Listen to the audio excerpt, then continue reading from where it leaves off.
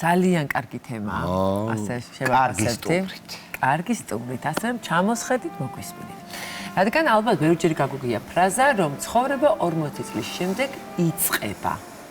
ამ ასაკიდან თითქოს ყველაფერს კიდევ უფრო მკაფიოდ ხედავთ. მიზნები იქნება, ეს სურვილები, შეცდომები, გამარჯვებები. ეს არის დრო, როცა გამოცდილება უკვე ჩვენი მთავარი ძალაა და წინ ახალი შესაძლებლობებიც გველოდება. როგორ იცვლება ჩვენი ყოველდღიურობა, პრიორიტეტები, ჯანმრთელობა, კარიერა, ურთიერთობები აი ამ ასაკში? რას უნდა მივაქციოთ ყურადღება? როგორ დავინახოთ მომავალი უფრო ნათლად? სტუმართან ერთად შევეცადოთ, რომ გავარკვიოთ. ფსიქოლოგი მარინა კაჭარავა გვერდება დილა მშვიდობის გამოდარო მარინა. ფაქტია, რომ რაღაცა იცვლება 40 წლის შემდეგ. რა არის ეს? არის თუ რა ეს დავუშვათ პრიორიტეტები, რომელიც თითქოს რაღაცა თავისით გთხოვს, რომ შევცვალოთ. მოგესალმებით. მართლაც საინტერესო თემა და ერთ-ერთი კრიზისია. კრიზისი არ არის ცუდი სიტყვა, ეს არის შესაძლებლობები. კრიზისი იძლევა საშუალებას, რომ ადამიანი განვითარდეს, ან გაჩერდეს, სტაგნაციაში მოხვდეს. ზუსტად ეგ პერიოდიც არის, ამ პერიოდს ესეც ქვია. და 40 წელი არის ის პერიოდი, როდესაც თქვენ ძალიან კარგად შენიშნეთ დასაწყისში.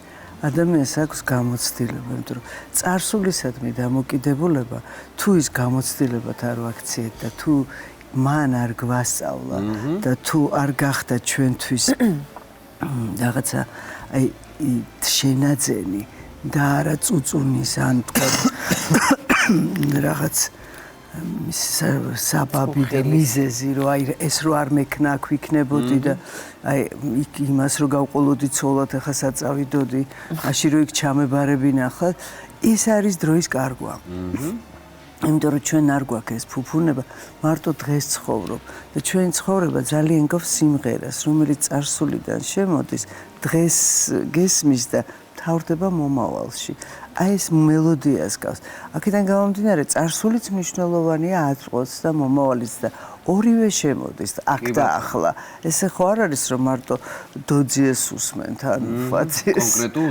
ანუ ეს არის მთელი ჩვენი ცხოვრება მაგრამ აი ეს რაღაც პასაჟები რომელიც არის იგივე გადაფასება საკუთარი თავის მეტად პატივისცემა თქვათ იგივე ჯანმრთელობის რომელიც მანამდე ითვლებოდა რომ თითქოს ეს მოცემულობა 40 წლიდან ადამიანი იწყებს მის დაფასებას. სულ ძალიან ბევრი იწყებს ვარჯიშს, იმიტომ რომ ფიზიკური ჯანმრთელობას აქვს თავისი სამკუთხედი. ეს არის მოძრაობა, ანუ ვარჯიში, ეს არის სწორი კვება და ეს არის ძილი. მოწესრიგებას იწყებს თავისი ფიზიკური მხარე. ისე არ ვაქცევდით ყურადღებას უმეტესობა? ესეთ ესე გონია ახალგაზრდას რომ ეს მოცემულობა ხა ჯანმრთელობა რაზე უნდა იზრუნოს ხო დიდად და აქედან გამომდინარე ამ დროს ურთიერთობებით შეიძლება შევიდეს გარკვეულ სტაგნაციაში და შესაძლებელია მისი გადახედვა აი რაღაცა გადარესტარტება მოდი ასე ვთქვათ და ძალიან მნიშვნელოვანია იმიტომ რომ არა კრიზისი რომ არა წაქცევა რომ არა გაჭირვება ადამიანი ესე ვერ განვითარდებოდა ხო ჩვენი განვითარების ერთ-ერთი წინაპირობა არის და ზოგჯერ ადამიანობის და ადამიანურობის რომ რაღაცა შეგვეშალა ვისაც არ ეშლება იმასთან ურთიერთობა არც არის საინტერესო მას გონია რომ არ ეშლება რა თქმა უნდა თორე რა თქმა უნდა ეგეთი ადამიანი არ არსებობს ურთიერთობები ახსენეთ და აი დავუშვათ აი ეს ხედვა ურთიერთობების ეს უფრო მეტწილად საჭიროებას ითხოვს დავუშვათ პარტნიორებში ეს არის სამსახურეობრივი ურთიერთობების გადახედვა თუ მეგობრის თუ აი აქ რას გულისხმობთ რა საჭიროება მოდის პირველი დიახ გადახედვა აუცილებლად ცვლილებას არ გულისხმობს და ხო თქვა შეიცვალოს წრე მაგრამ ძალიან ხშირად ამ დროს ადამიანი პროფესიას იცვლიან იცით ძალიან ხშირად აბარებენ დიახ აი მაგალითად იგივე აი გეშტალტ ინსტიტუტში 40-45 წლის 50 წლის ასაკშიც აბარებენ ანუ რომელიც არის 4 წლიანი და იქიდან შემდგომში 4 წლის მერე ახალი პროფესიით უბრუნდება თავის თავს და სამყაროს ხო ეს ძალიან მნიშვნელოვანია პროფესიის ცვლილება ზოგჯერ წრეც შეიძლება ცოტათი შეიცვალოს იმიტომ რომ ღირებულებათა სისტემა რომელიც არის ერთ-ერთი განმსაზღვრელი ჩვენი ურთიერთობაში იმიტომ რაღაცა რაც შენ მოგწონს რასაც შენ თვლი რომ სიკეთეა ამ დროს მეორე თუ თვლის რომ ის არის ბოროტება და ეს შავ-თეთრი აზროვნება ძალიან ჭირს მასთან ურთიერთობა. იმიტომ რომ აი მაგალითად იგივე ერთი და იგივე მოვლენას სადღაც ქვია სილამაზე და სადღაც სიმახინჯე, ანუ აი ესეთი პოლარობები შესაბამისად შეიძლება გაჭირდეს ადამიანების ურთიერთობა, ეს არ ნიშნავს დაშორებას, განხეთქილებას და უპატივცემულობას, იმიტომ რომ ისიც მივიდა აქამდე რაღაცით, თავის კოორდინატთა სისტემაში ასეა. და ჩემი აზრით საკუთარი თავის პატივისცემა სხვის პატივისცემასაც ნიშნავს, იმიტომ რომ მე რასაც გაუშვებ სამყაროში და სხვისკენ ის აუცილებლად დამიბრუნდება. თუმცა არა ვარ ვალდებული, რომ გავიზიარო მისი აზრები და არ ვარ ვალდებული, რომ ვიყო მასთან ერთად აუცილებლად.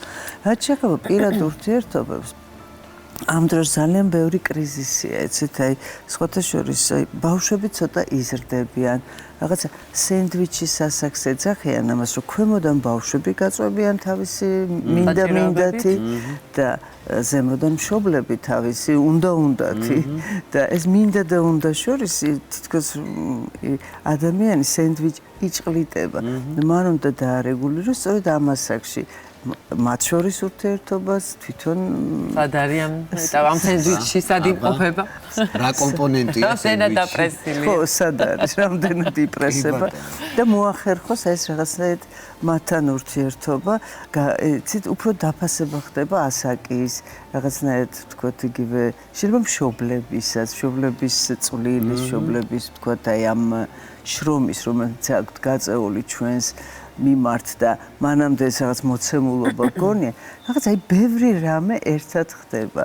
და სხვათა შორის ჩვენს რეალობაში მინდა ვთქვა, რომ 40 წლის ადამიანები ზოგჯერ უკეთესად გამოიყურებიან, ვიდრე 20-25 წლის, იმიტომ რომ უფრო უვლიან თავის თავს და სილამაზე არის შინაგანი მდგომარეობა, უფრო ვიდრე ნაქვთები, ხო, ვის როგორი ცხვირი და ტუჩია, ხო? კი ბატონო. და თითქოს უფრო ნასწავლია თუნდაც ის ჩვენივე თავი. რა უფრო მოგწონს და გვინდა, რითიც შეიძლება თავი წარმოვაჩინოთ, ალბათ ეს უფრო ვიცით 40 წლის. და პოზიციონირება როგორ ხდება, ხო? რა არის შენი ძლიერი მხარე ამ შემთხვევაში? ემოციური ფონით იცვლება, ხო? იმიტომ რომ მე აი ხა ჩემ თავს რასაც ვატყობ 40-ის მერე სიბრაზე ღიმილმა ჩამინაცვლა. აი რაღაცეებზე ისე აღარ ვრას და ხო ისე ვეღარ ვენთები, ისეთი აფექტური ვეღარ და შეიძლება მოთ აი გამეღიმოს, რაზეც მანამდე თათათათათათათათას ვიზავდი, აი.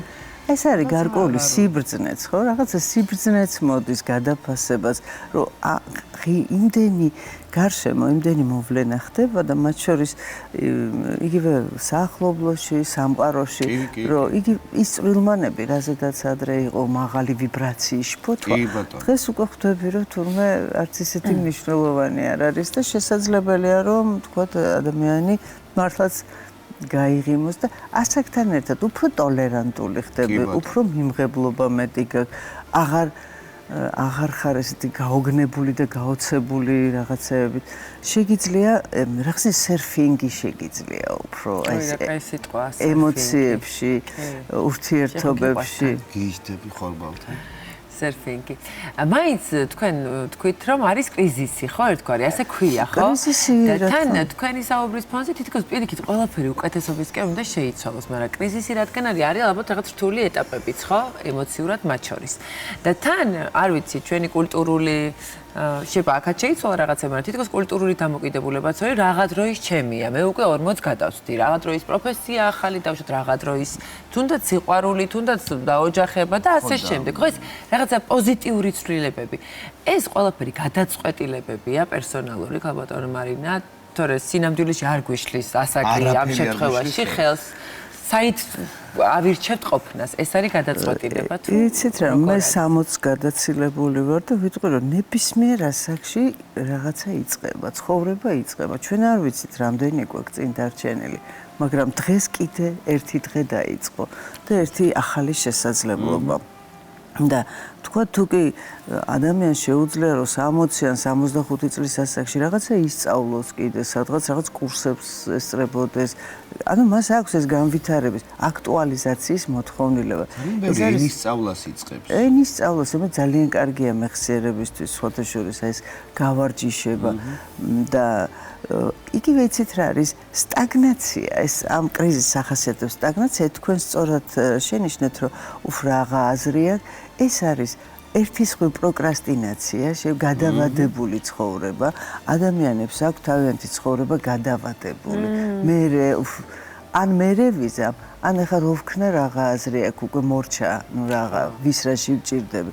და სინამდვილეში ადამიანს თავისთავად თვითონ ჭირდება პირველ რიგში და საკუთარ თავს და სანამ ცოცხალი ხარ და პირიქით სიკვდილი საზრის აძლევს ჩვენ ცხოვრებას და მეტ ხარისხს აძლევს და მეტ თქვათ აი რაღაცნაირად სიმძაფრეს ყოველი წუთი იყოს დრო არის იყოს ერთ-ერთი მნიშვნელოვანი შეგებული და მორგებული ღირებულება და რესურსია დრო ხო რომელსაც ფლანგავთ ხშირ შემთხვევაში და აი ბავშვობაშიც ისევე როგორც გაფლანგული დრო ბევრია დაკარგული მე ხა მუშაობ განსაკუთრებით იგივე თქვათ აი სარეაბილიტაციო ცენტრში ამასაკის ხალხი რომელსაც მთელი ცხოვრება ამოატრიალეს ამასაკისთვის და უკვე განსხვავებულ ეტაპზე გადავიდნენ და თუ ვინც ამას ვერ ახერხებს ის რაღაც ჭაობში რჩება ხა მაგასაც ესეც არჩევანია და ნუ პატივი ვცეთ მის არჩევანს შეიძლება მოწონს და უნდა ამაში ყოფნა ბჭყალებში რა თქმა უნდა